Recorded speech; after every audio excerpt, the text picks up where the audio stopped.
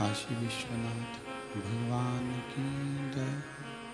गौरा महारानी की जय। श्री गणेश जी महाराज की जय। सरस्वती मात की जय। खड़ापति सरकार की जय। उपदेश्वर महादेव की जय। संत सद्गुरुदेव गौ माता की जय। चिंता संतान हंतारो यत्पदानो रेणवा स्वयं तनीचार्यानं प्रणमामि मुहुः। यदुमृतो जंतुः सर्वदुःखातिगो भवेत् तमं सर्वदा वन्दे श्रीमद्वल्लभनन्दनम्। अज्ञानतिमिराघास्य ज्ञानजयशलाकया चक्षुरनमिलितेन तस्मै श्रीगुरवे नमः। नमामि हृदये शेषलीलाचरधीशयनं लक्ष्मीसहस्रलाम्बिः सर्वमानं कलानिधिं। चतुरभीष्वचतुरभीष्वचतुरभीष्वतिभिस्तिवा षड्जायते योऽसो पञ्चदा हृदय नमः। बोल विश्वनाथ भगवान की जय।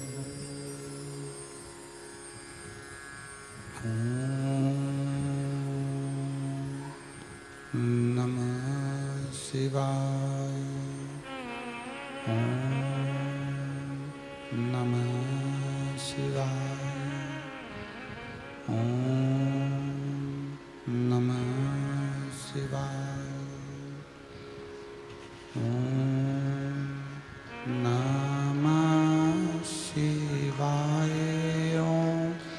नमः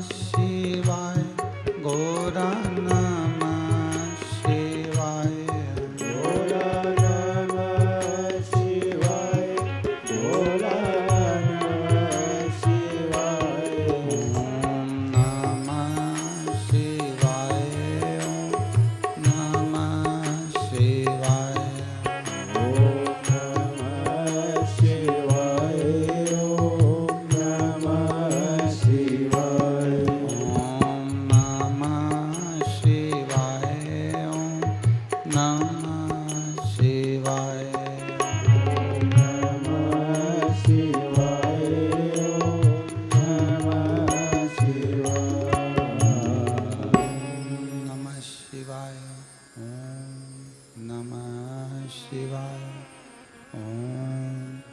नमः शिवाय। विश्वनाथ भगवान की जय। हर हर महादेव। हर हर महादेव। हर हर महादेव। हर काशी विश्वनाथ ओगड़दानी त्रिकालदर्शी कैलाशी अविनाशी भूत भावन भूतेश्वर भगवान शिव जिनकी पुनित पावन शिव महापुराण की कथा श्रवण करने का सौभाग्य अपन सभी को कुबेरेश्वर बाबा की ये पावन धरा पर ऑनलाइन अपने अपने घरों में बैठकर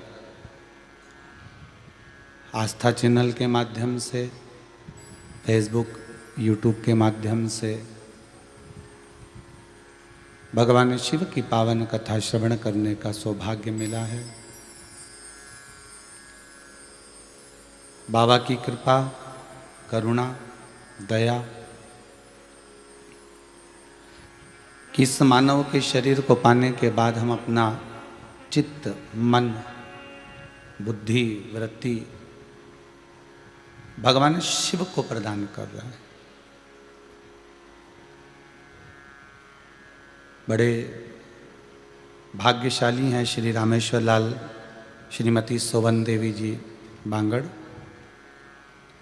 पुत्र श्री राजेश, श्रीमती बिनाका जी बांगड़, जो सिडनी ऑस्ट्रेलिया में रहकर भगवान शंकर की पावन कथा को ऑनलाइन कराकर संपूर्ण विश्व का कल्याण कर रहे हैं।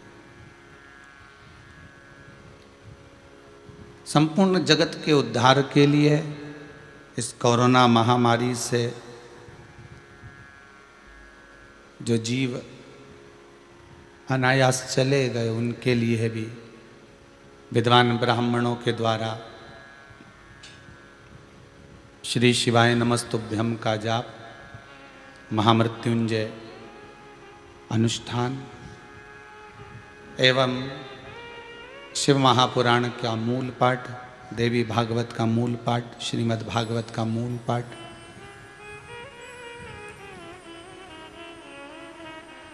बाबा देवादिदेव महादेव की कृपा से चल रहा है।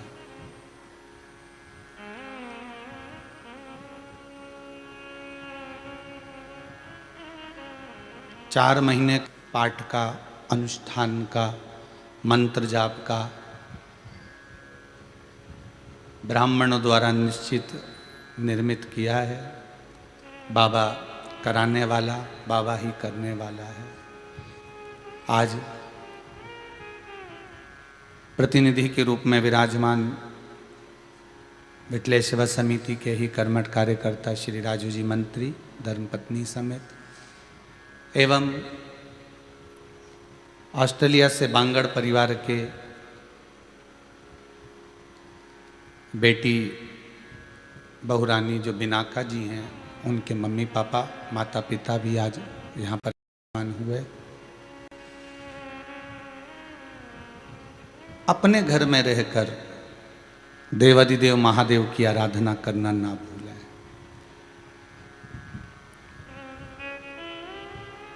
शरीर अगर शंकर ने दिया है, बहुत अच्छा दिया है, तो उस शरीर का सदुपयोग जरूर करो। बड़ी मुश्किल से तो शरीर मिलता है। 84 लाख योनियां काटते काटते काटते काटते तब जाकर मानव की देह प्राप्त होती है। और उस मानव की देह को पाने के बाद भी अगर हम भगवान का भजन ना कर पाए, उसका स्मरण ना कर पाए, उसकी सेवा ना कर पाए, तो यह हमारा जीवन बेकार है।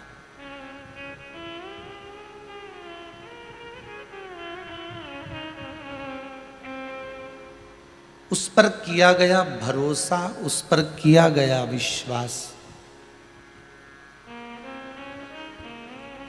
दुनिया में कभी तुम्हें हारने नहीं देगा। तुम कभी नहीं हार सकते।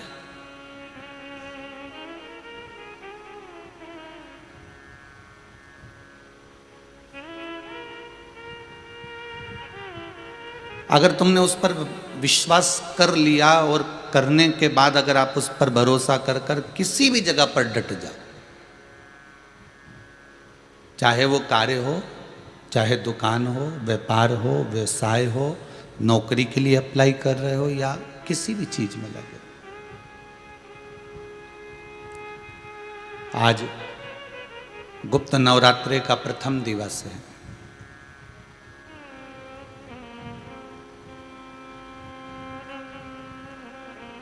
कई कई माताओं ने एक प्रश्न किया, ऑफिस में भी सूचना आई कि हम 9 दिन तक भगवान को फूल चढ़ाएंगे, हमारी ये कामना है उसके लिए। पर इसमें जो कैलेंडर देख रहे हैं, पंचांग देख रहे हैं, इसमें एक तिथि तो चतुर्थी पंचमी भेले में हो गई और तिथि नवमी 18 को ही हो गई।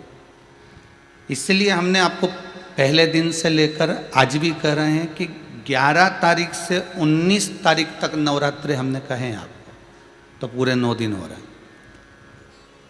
अब आपको ये नहीं सोचना है कि एक तिथि घट गई तो नौवीं इस तारीख को पड़ गई तो अपने को, आप तो 9 दिन माता के जवारे बोने वाले, माता की जोत जगाने वाले कभी भी घटती तिथि में कार्य नहीं करते, वो बढ़त में ही करते हैं।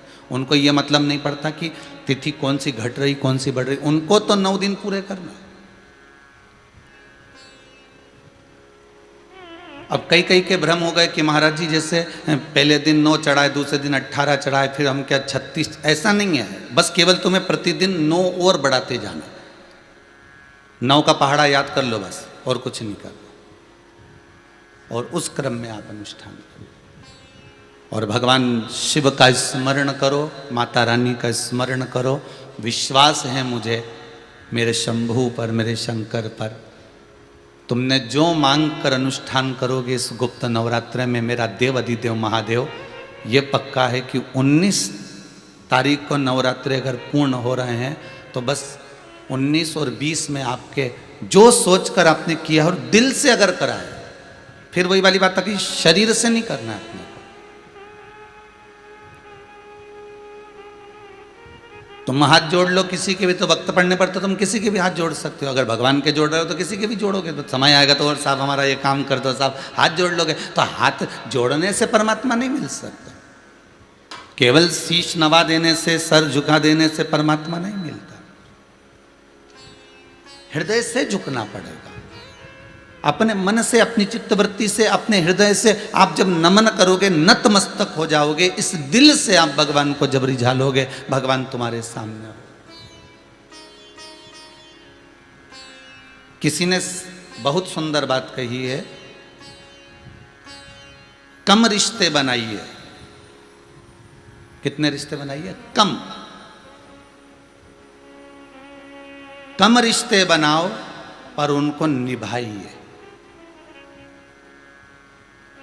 यहाँ गए तो ढेर सारी बहन बना ली, भाभी बना ली, चाची बना ली, काकी बना ली। वहाँ चले गए तो वहाँ ढेर सारे रिश्तेदार बना लिए, वहाँ चले गए तो वहाँ ढेर सारे रिश्तेदार बना लिए।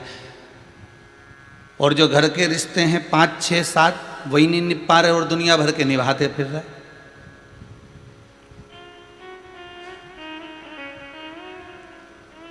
रिश्ते कम बनाओ पर उनको निभाओ ज्यादा। ज्यादा रिश्ते हो जाएंगे तो निभा नहीं पाओगे। उसी तरह हमें परमात्मा को रिझाना है तो एक साधे सब सधे। हमें ढेरों में नहीं जाना, हमें बहुत सारों में नहीं पहुंचना।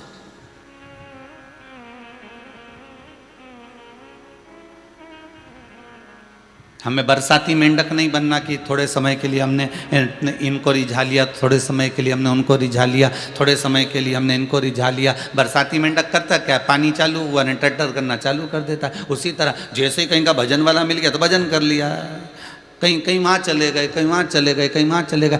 जगत में हमको नहीं डुलना। रिश्ते कम बनाओ पर उनको निभाओ ज़्यादा। उसी तरह हमें 10 जगह पर 10 रिश्तेदारी नहीं बनाना कि हमने इधर बहन बना लिया, उधर कुटुंब बना लिया, उधर चाची, उधर भाभी, उधर मामी, ढेर सारे मामा इकट्ठे कर लिए, ढेर सारी मौसी इकट्ठी कर ली, ढेर सारे रिश्तेदार इकट्ठे कर लिए। अब इकट्ठे तो हो गए पर निभा रहे हो क्या तुम उतने?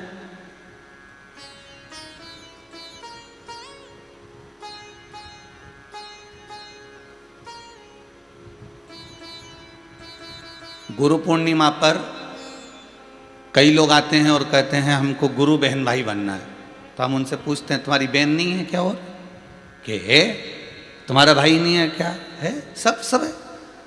पर हमने किसी के मुख से सुना था कि गुरु बहन भाई बनना चाहिए। अरे शिव महापुराण की कथा कहती है कि अगर गुरु ने मंत्र दिया है, किसी स्त्री को दिया, किसी पुरुष को दिया, किसी बच्चे को दिया, किसी को भी अगर गुरु ने मंत्र दिया, तो वो तो आप मंत्र एक साथ नहीं भी सुनोगे तो भी गुरु बहन भाई कहलाओ,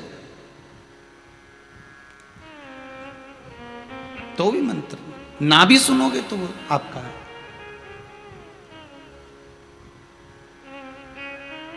जितना निभ जाए उतना करिए। शिव महापुराण की कथा कहती है आप जितना भजन दिल से कर सकते हो, भोलेनाथ जी से जितना स्मरण आप मन से कर सकते हो उतना करिए, दिखावे से नहीं। मैंने बहुत सारा तिलक लगा लिया चंदन का। कई लोग उज्जैन जाते हैं महाकाल, तो वहाँ पर जाके ऐसे बन जाते हैं कि मंदिर में जाते से पंडित जी को बुला के महाराज चढ़ा लपेट जरा, और वो छापा भी लगा, तो त्रिशूल वाला डमरू वाला, और वो तिलक छापा लगा के और चंदन लगा के और बढ़िया चकाचक, और जरा हाथ में बहुत सारी मोली गंठा बांध दो, तो उनने भी महाराज जी ने खूब जोरदार बांध दिया, और बचा कुचा था तो फेविक्विक से चिपका भी दिया। लो अब खुलेगा ही नहीं, बहुत भयंकर चिपका दम से चिपकाया।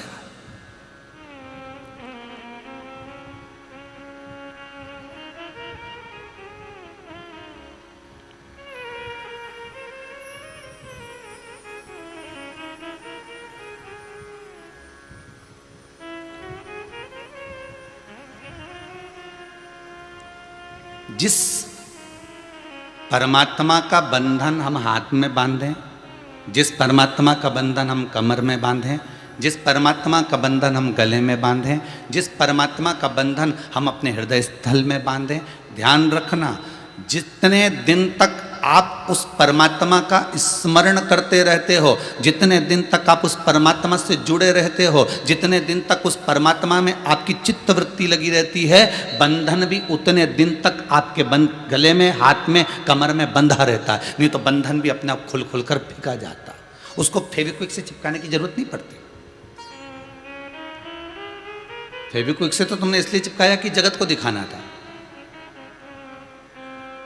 कि मैं गया था, महाकाल में गया था, विश्वनाथ में गया था, ओमकारेश्वर, मैंने वहाँ पर पूजन करी, मैंने वहाँ तिलक लगाया, वहाँ चंदन लगाया, और जोरदार मैंने बहुत बढ़िया ऐसा जोरदार। बिहारी जी में जा रहे हो और बांके बिहारी जी के लिए माला ले रहे हो, तो तुम्हारे मन में ये भाव नहीं आना चाहिए कि माला तो मुझे बिहारी जी को देना है, परंतु माला दूसरी वहाँ से वापस लेके अपने गले में पहनना। आधे से ज़्यादा लोगों की सोच ये हो गई कि बिहारी जी के लिए माला नहीं खरीदते, वो अपने लिए खरीदते हैं। ये बड़ी वाली माला कितने की, कमल की माला कितनी है, कितने की है, ये कुंदन की माला कितने की है, ये वैजंती की माला कितने की है, वो बिहारी जी के लिए नहीं ले रहे। आजकल एक नया लोगों को एक फैशन चालू हो गया कि हमें बिहारी जी को तो केवल दिखाना है, हमें बिहारी जी को तो केवल सामने ले जाकर रखना है, बाकी की माला हमको पहनना है।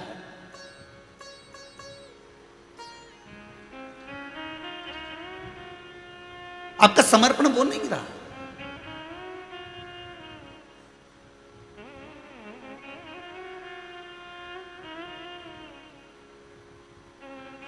हमें बिहारी जी को माला पहनाना है, ये तुम्हारा भाव होना चाहिए।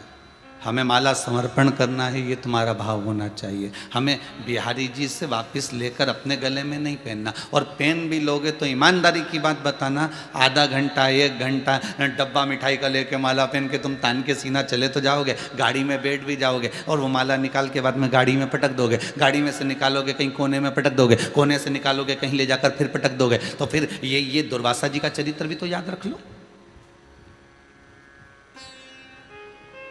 भगवान विष्णु का दर्शन करने के लिए गए और भगवान विष्णु के गले की माला लेकर आ गए बाबा, और जैसे ही सदगुरुदेव दुर्वासा बाबा माला लेकर आ रहे, माला इंद्र को पसंद आ गई, तो इंद्र ने वो माला ले ली। इंद्र से वो माला ऐरावत ने ले ली। ऐरावत ने वो माला घुमाकर कहीं फेंक दी। वहीं से गुरुदेव निकल कर जा रहे थे और उन्होंने वो माला जमीन पर पड़ी देख ली। शिव महापुराण के इससे पहले चरित्र को अगर आप उठाकर देखेंगे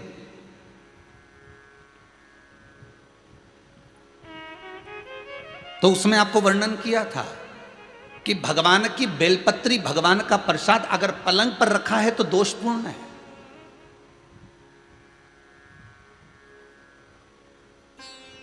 वो दोषपूर्ण है।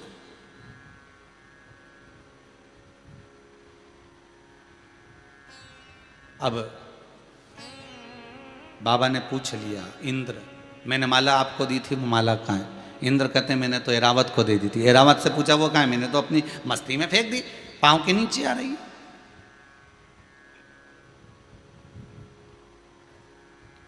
मैं तुझे श्राप देता हूं इंद्र, तो तेरी सत्ता के विमुख होगा। जितना तुझे तेरी सत्ता से प्रेम है इंद्र, तुझे अपना सिंहासन प्रिय है, मैं तुझे श्राप देता हूं कि तेरा वो सिंहासन तेरा छूट जाएगा। माला का अंतर देखिए, जिस माला को आप लेकर बड़े खुश होते हो, वो माला अगर सही जगह नहीं जाती, जिस भगवान की बेलपत्री को लेकर आप खुश होते हो, वो बेलपत्री सही जगह नहीं जाती। जिस प्रसाद को लेकर आप खुश होते हो, वो प्रसाद अगर सही जगह नहीं जाता तो उसका फल क्या भोगना पड़ता है वो देखिएगा।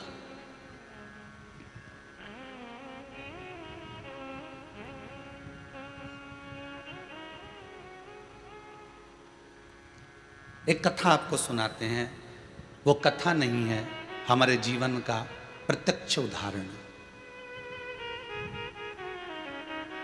प्रत्यक्ष उदाहरण।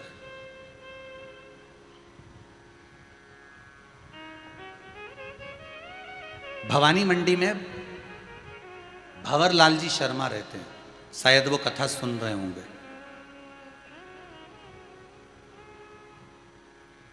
वो कथा सुन रहे होंगे, ये मुझे विश्वास है।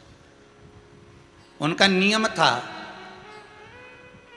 हर महीने वो गोवर्धन नाथ जी की परिक्रमा करने जाते थे, और हमारा भी नियम था, हम गोवर्धन नाथ जी की परिक्रमा हर महीने करने जाते थे। कई बार ऐसा योग बन जाता था कि वो परिक्रमा पे हमारी कोई पहचान नहीं है, हमारी कोई जान नहीं है। ये भंवरलाल जी का नाम हमको तो बाद में मालूम पड़ा कि ये भवानी मंडी के रहने वाले, वो भी पूछा उनसे, वो भी रो रहे थे तब पूछा गया।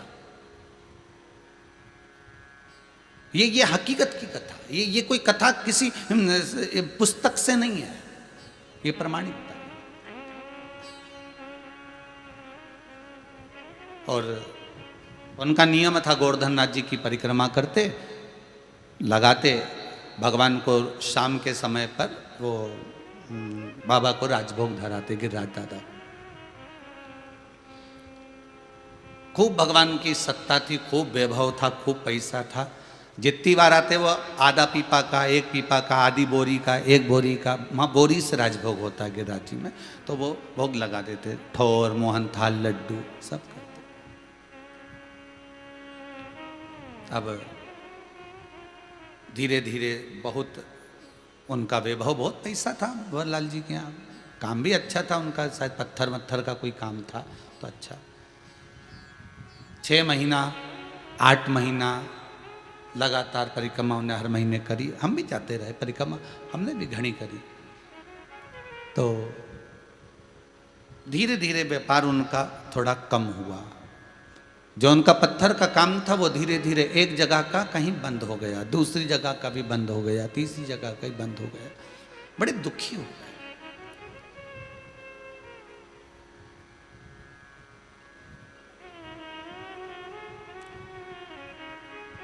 पूंछरी के लोटे के पहले मुकुट शिला थी, उस मुकुट शिला पर हम बैठे हुए थे और ये भैया निकल कर जा रहे थे, और आज ये दोनों पति पत्नी की आंख में आंसू भरे हुए थे परिक्रमा करते करते। अब मुख से निकल गया, भैया आप कौन हो, क्यों रो रहे हो? और वो भी गिरिराज दादा की शरण में रो रहे। जब व्यक्ति भगवान की शरण में रहता है, भोलेनाथ की शरण में रहता है, ठाकुर की शरण में रहता है, मेरे कृष्ण की शरण में रहता है, मेरे गोवर्धन नाथ जी की शरण में रहता है, मेरे राम की शरण में रहता है, तो उसकी आंख में तो आंसू आना ही नहीं चाहिए। फिर आप क्यों रो रहे? अरे महाराज, धोती तो पहने ही थे हम। तो कहा अरे महाराज, बहुत पहले की बात है, लगभग हो गए होंगे 8-10 साल, आज याद आई है तो बता दें। अरे महाराज बड़े दुखी हैं, क्या हो गया? हर महीने आते हैं, बाबा बहुत सुनता था, खूब वैभव था, परंतु अब कुछ बचा नहीं है। अब तो भगवान को हम भोग भी नहीं लगा पा रहे, वो स्थिति। फिर भी हम लगाते तो हैं, थोड़ा बहुत जो बन जाता। हमने कहा कुछ नहीं, गिरिराज बाबा से विनती करो, ऐसी दशा क्यों लाकर छोड़ दी? दुख दिया है आपने तो सुख भी तो आप दोगे। आप विनती करो बाबा से कि ऐसा समय क्यों लाए हो, ये समय आखिर किस लिए आया? महाराज विनती तो हम हर बार आते हैं, हर बार करके जाते हैं। पहले परिवार समेत आते थे, अब तो दोनों आ रहे हैं। ठीक है, हाँ हमने देखा है आपको 2-3 बार, आप 2-4 बार परिक्रमा में दिखे हैं, दूध चढ़ाते, भोग लगाते, पर ये दशा क्यों?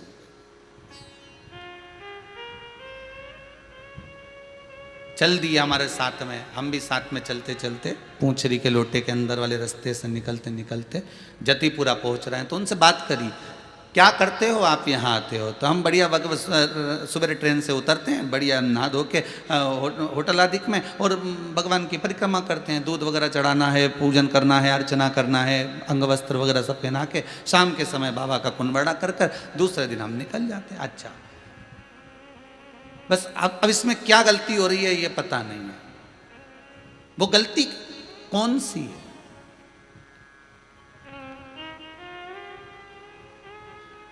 स्कंद पुराण में एक चीज बहुत पहले पड़ी हुई थी, बेलपत्री हो, प्रसाद हो, माला हो, इसका जब अपमान होता है तो व्यक्ति को रोना पड़ता है। ये स्कंद पुराण कहते हैं।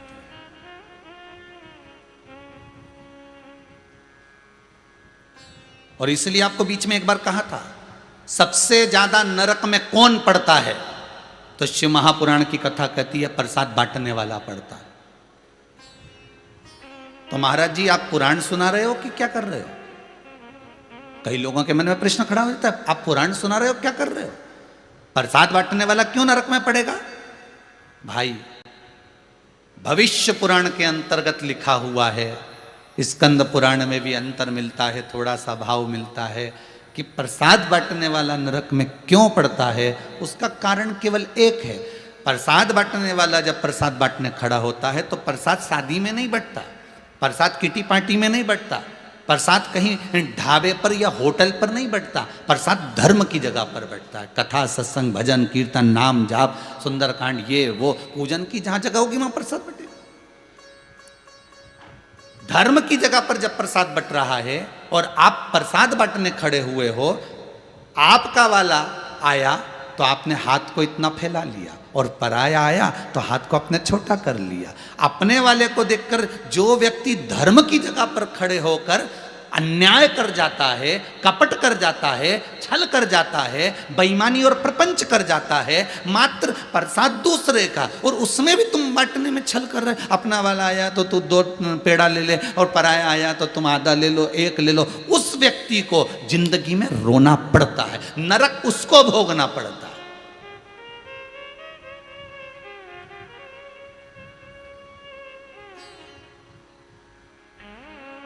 गुरुजन, ब्राह्मण जन, बड़े बड़े संत, महात्मा, सन्यासी कभी प्रसाद नहीं बांटेंगे। आप प्रसाद का पात्र लाएंगे, वो हाथ लगाएंगे, आप ही बांटो, आप ही जाओ, हम काय को जानना रखो स्वर। संत, साधु, सन्यासी, तपस्वी, साधक, उपासक कभी प्रसाद नहीं बांटते। वो तो पात्र लाओगे, हाथ को लगाएंगे और कह देंगे आप लोग बांट लीजिए, आप बांटो आपस में, हम नहीं बांटेंगे।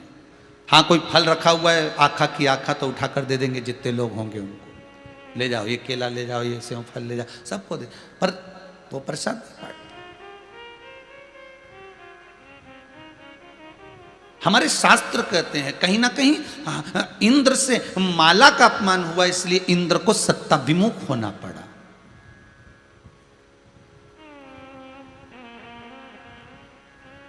कहीं बेलपत्री का अपमान हो गया तो धन और वैभव से विमुख होना पड़ा। कहीं तुलसी का अपमान, कहीं चरणामृत का अपमान, कहीं कोई प्रसाद हमें मिला, हमने उसका अपमान। तो हमने बाती बात में उनसे कहा कि हमने कहीं पढ़ा है कि प्रसाद का अपमान यदि होता है या भगवान की जो चढ़ी हुई वस्तु है उसको आपको दिया गया और आपने उसका सम्मान नहीं करा तो आपको थोड़ा तो भोगना पड़ेगा। जब इंद्र अपनी सत्ता छोड़ सकता है, इंद्र की सत्ता पर दूसरा बैठ सकता है मात्र एक माला के अपमान पर, मात्र एक माला के अपमान पर इंद्र को अपनी सत्ता छोड़ना पड़ती है। तो क्या अपने को नहीं भोगना पड़ेगा? नहीं गुरुजी, हमने तो भगवान को भोग लगाते हैं और भोग लगाने के बाद हम सारा प्रसाद घर ले जाते हैं, हम तो कोई अपमान करते ही नहीं। ठीक है, आप अपमान नहीं करते प्रसाद का? नहीं। घर ले जाके क्या करते हो? हम तो सारे रिश्तेदार को बांट देते हैं। अच्छा, और प्रसाद कितने दिन तक चलता है तुम्हारे घर पर? वो तो डब्बे में रखा रहता है फ्रिज के अंदर। अच्छा, फिर कितने दिन तक रखा? कभी कभी तो 2-3 महीने तक हो जाता। फिर 2 महीने पुराना प्रसाद तुम्हारी बहुएं खाती हैं क्या? तुम्हारा बेटा खाता है क्या? तुम खाते हो क्या? तुम्हारी पत्नी खाती है क्या? नहीं। बाद में क्या होता है उस प्रसाद का? उसको फिर कोई नहीं खाता तो हम, हमारे यहाँ बर्तन मांजने वाली आती है ना, वो झाड़ू वाली आती है, हम उसको दे देते। अच्छा, आज की बर्तन वाली, आज की झाड़ू वाली इतनी होशियार है कि ये सड़ा हुआ कोई, वो तो ये समझ, उसको प्रसाद का भान नहीं है, उसको प्रसाद का ज्ञान नहीं है। वो नहीं जानती कि ये प्रसाद ठोर है, कि ये गिरिराज जी का प्रसाद है, कि ये तिरुपति का प्रसाद है, कि ये भोलेनाथ जी का प्रसाद है, कि ये सत्यनारायण भगवान का प्रसाद है, कि ये कुबेर भंडारी का प्रसाद। उसको नहीं मालूम, उसको तो मतलब है केवल मिठाई से। उसने तो देखा कि इसमें घी की गंध आने लगी, उसने तो देख लिया इसमें घी की गंध आ रही है, तो उसने तो उठाया और ले जाते कहीं पटक गई। उसने तो माला तो इंद्र को दी थी, इंद्र ने ऐरावत को दी, ऐरावत ने नीचे पटकी। दुर्वासा बाबा को अगर श्राप देना था तो उस ऐरावत हाथी को देना था, फिर इंद्र क्यों को लगा? क्योंकि प्रसाद वो लेकर आया था। श्राप उस इंद्र को क्यों लगा? क्योंकि वो लेकर आया था, वो मांग कर लाया था। इसमें ऐरावत हाथी का दोष नहीं है, इसमें ये कामवाली का दोष नहीं है, इसमें नौकरानी का दोष, सेविका का दोष नहीं है। दोष आपका है।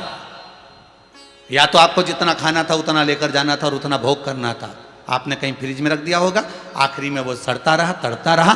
प्रसाद का मतलब आप लोग जानते होंगे, प्रसाद का मतलब होता है प्रभु का साक्षात दर्शन।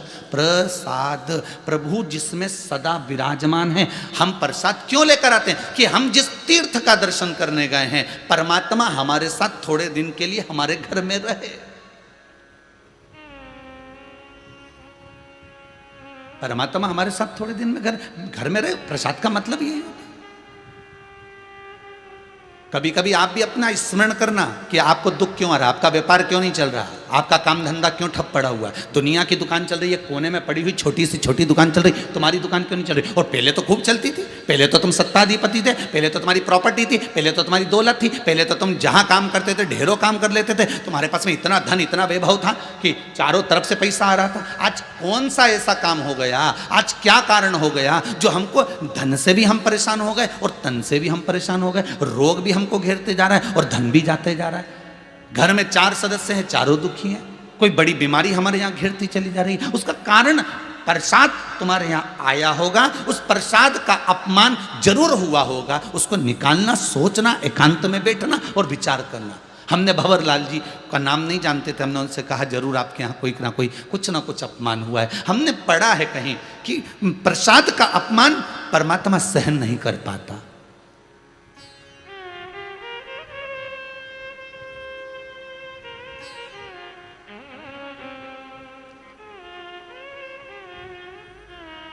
आप मानेंगे नहीं, दूसरी बार जब परिक्रमा में वो आए, उन्होंने आकर वहाँ पूछा कि वो सीहोर वाले शास्त्री जी आते थे, मिश्रा जी आते परिक्रमा करने, आए हैं क्या? हम उस समय नहीं गए। वहाँ के ब्राह्मणों ने बताया, पंडाओं ने, कि पूछ रहा थे कोई भंवरलाल जी आए थे। एक बार नहीं मिले, 2-3 महीना फिर एक बार मिलना हो गया दिवाली के समय पर। तो उन्होंने कहा, गुरुदेव गलती मेरी पत्नी से और मुझसे, हमसे हुई है। वो प्रसाद हम रख देते थे फ्रिज में और वो प्रसाद बाद में इधर उधर फेंक दिया जाता था। गलती हो गई, उसकी क्षमा क्या है? उसके लिए सॉरी संबोधन क्या है?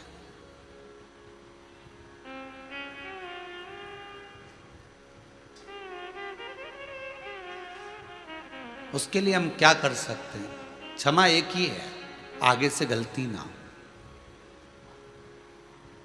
गलती को अगर संवारना है तो आगे गलती ना हो उसका स्मरण करें। उन्हें कहा हम भोग नहीं लगाएं क्या? बिल्कुल लगाओ, खूब लगाओ। प्रसाद नहीं ले जाएं, खूब ले जाओ भर के। पर जिसको प्रसाद दो तो डब्बे के ऊपर एक स्लिप लगा कर दे देना कि ये प्रसाद तुमको। जैसे मिठाई वाले, बंगाली मिठाई देते हैं, मिठाई वाले दूध की मिठाई देते हैं तो उस पर एक स्लिप लगा देते हैं, इसको 24 घंटे में यूज़ करो, 24 घंटे में निपटा जाओ, नहीं तो ये बेकार हो जाएगी और हमारी दुकान की जवाबदारी नहीं होगी। बोला सही है कि गलत है?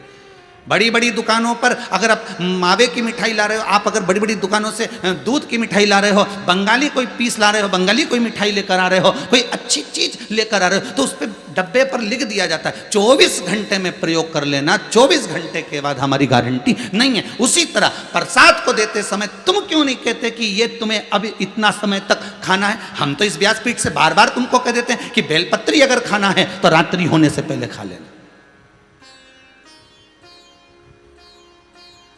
इस व्यासपीठ से जो नियम है वो पूरे पूरे बताए जाते हैं कि बेलपत्री खाना है, आप रात्रि के पहले पहले खा लो। रखना नहीं, बेलपत्री जो औषधि के लिए दें उसको रात को नहीं रखना। और आपने कई बार कथाओं में सुना भी होगा ये बात, हमने बार बार कही है, बारंबार कही। उस प्रसाद के महत्व को जाने। कहीं तो हमसे गलती हो रही है। आप आए नहीं, सुबह हो गई, मेरी पूजा की थाली धरी की धरी रह। क्यों नहीं आ रहे आप? क्यों नहीं? तेरी पूजन को भगवान बना मन मंदिर आलीशान। हमने घर में बहुत बड़ा मंदिर बनाया, बहुत बड़ा मंदिर आपने घर के अंदर बनाया, भगवान को बिठाया। अभी भगवान कभी नहीं कहता कि तुम घर में मंदिर बनाओ।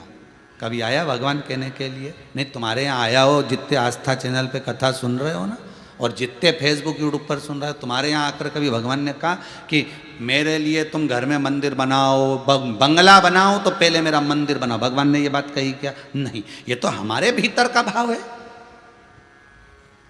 कि अपन ने अच्छा बढ़िया कमरा बनाया है, मकान बनाया है, तो क्यों ना अपन एक भगवान का मंदिर बना ले। छोटा भगवान को तो कहीं ना कहीं तो विराजमान करना पड़ेगा। तो अपन ने लकड़ी का मंदिर लिया, मार्बल का मंदिर लिया, पत्थर का मंदिर लिया, तो अपन ने घर में उसको फिट कर दिया। वृंदावन का तो वहां से मूर्ति लिया। ये आपके भीतर का भाव है। पर शिव महापुराण की कथा कहती है भगवान कभी नहीं कहता कि तू मेरा मंदिर घर के अंदर बना। भगवान तो कहते हैं अपने मन को मेरा मंदिर बना ले, मुझे घर में नहीं रहना। भगवान कहते मुझे तेरे दिल में रहना। आप दिल में ही तो नहीं रख पा रहे। भगवान कभी नहीं कहता कि मुझे तेरे घर के मंदिर में रख। भगवान कहता है तू अपने दिल को मंदिर बना। मन मंदिर आलीशान। इस मन को मंदिर जब बना लेगा, इस मन को तू बड़ा बना लेगा, इस मन को तो तू जब बड़ा उच्च बना लेगा, अपने विचारों से, अपनी सोच से, अपनी वृत्ति से, अपने अहंकार के त्याग से, तो भगवान कहते हैं तेरे मन में, तेरे दिल में मैं आकर बैठ गया। तो फिर मंदिर बनाने की जरूरत पड़ेगी क्या? अरे बोलो तो फिर मंदिर की क्या जरूरत है? फिर घर के अंदर मंदिर बनाओगे? नहीं। हृदय में अगर भगवान बैठ गया, संत नामदेव जी, संत तुकाराम जी, रामकृष्ण परमहंस जी, चैतन्य महाप्रभु जी, श्रीमद वल्लभाचार्य जी, और जाओ तो मीराबाई, कर्माबाई, इन सबको बहुत प्रेम से ध्यान लगा कर देखना। इन्होंने कोई मंदिर का निर्माण अपने घर में नहीं किया, इनने तो दिल को मंदिर बना लिया। नामदेव जी ने दिल में पांडुरंगा हरि विठल को बिठा लिया, उन्होंने रामकृष्ण परमहंस ने जगदम्बा को बिठा लिया, चैतन्य महाप्रभु ने स्वयं जगन्नाथ को बिठा लिया। ये तुम्हारे भीतर परमात्मा बैठा हुआ, तुम्हारे भीतर।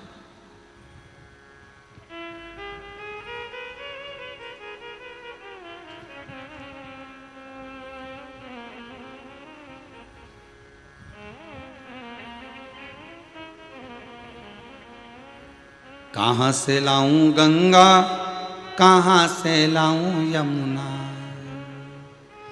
कहाँ से लाऊं सरयू, अपार पड़ी रे।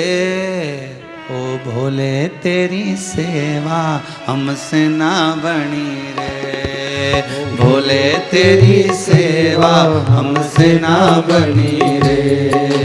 पूजा की थाली हम लिए खड़े रे, पूजा की थाली हम लिए खड़े रे। ओ पूजा की थाली हम लिए खड़े रे, पूजा की थाली हम लिए खड़े हैं। ओ भोले तेरी सेवा हमसे ना बनी रे, भोले तेरी सेवा हमसे ना बनी रे, भोले तेरी सेवा हमसे ना बनी रे, भोले तेरी सेवा हमसे